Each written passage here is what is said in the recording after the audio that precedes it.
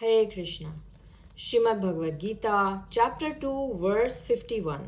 इस तरह in this way भगवत भक्ति में लगे रहकर being engaged in devotional service to the lord. Bhagavat bhakti is devotion.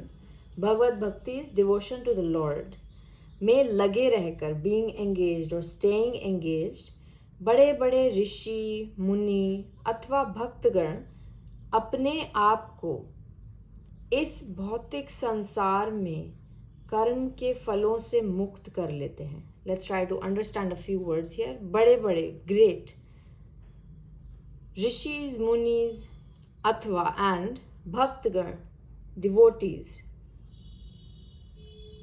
मुक्त कर लेते हैं। फ्री देमसेल्व्स अपने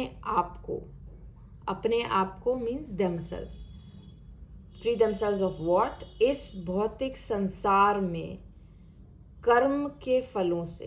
in this material world they rid themselves or they free themselves of the fruits of this material world or the results that come from the activities in this material world. इस प्रकार in this way वे जन्म मृत्यु के चक्र से छूट जाते हैं। In this way they become free from the cycle. चक्र means cycle of birth and death.